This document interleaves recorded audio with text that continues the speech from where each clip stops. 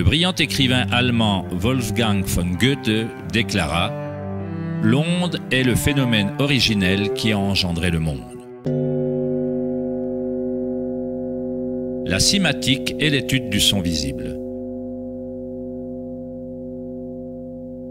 Le mot cymatique vient de la racine du mot grec cyma qui signifie onde ou vibration.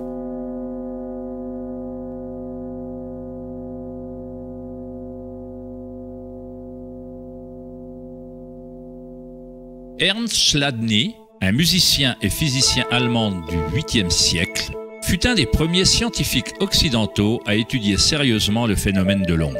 Chladni découvrit qu'en versant du sable sur des plaques de métal et en les faisant ensuite vibrer avec un archet de violon, le sable se regroupe en modèles. Différentes formes géométriques se dessinent selon la vibration produite.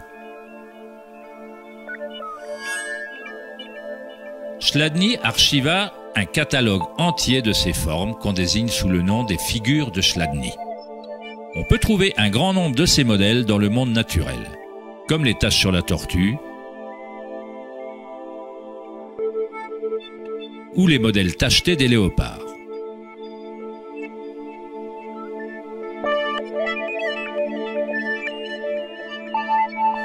Étudier les modèles de Chladni ou la cymatique est la manière secrète dont les fabricants de guitares de haute gamme, de violons et d'autres instruments déterminent la qualité du son de leurs instruments.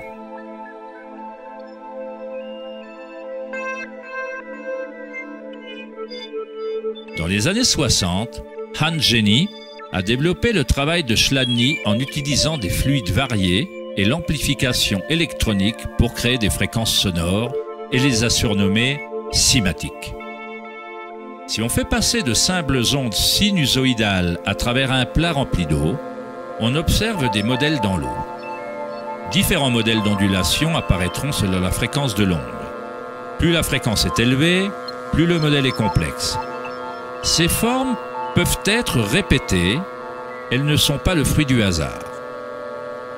Plus on observe, plus on commence à voir la façon dont les vibrations arrangent la matière en forme complexe à partir de simples ondes répétées.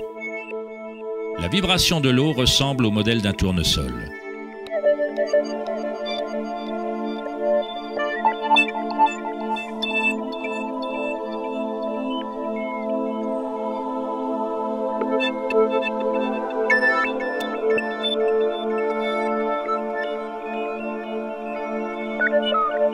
On obtient un modèle différent en changeant simplement la fréquence du son.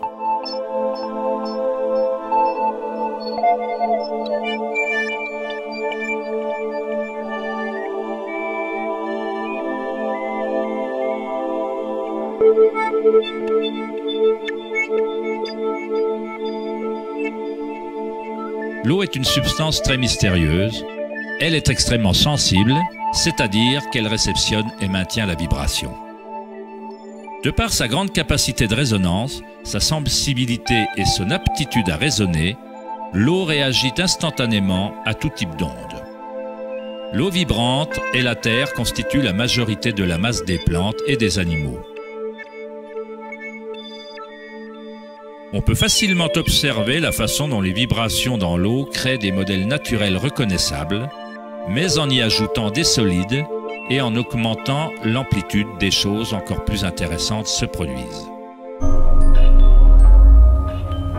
En ajoutant de la fécule de maïs à l'eau, un phénomène plus complexe se produit.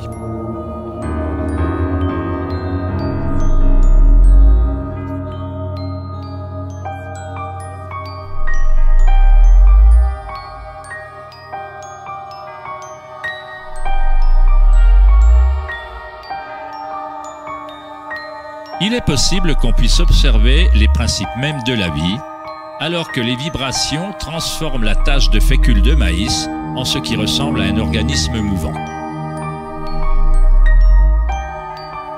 Le principe d'animation de l'univers est décrit dans chaque grande religion, utilisant des mots qui reflètent la compréhension de cette période de l'histoire.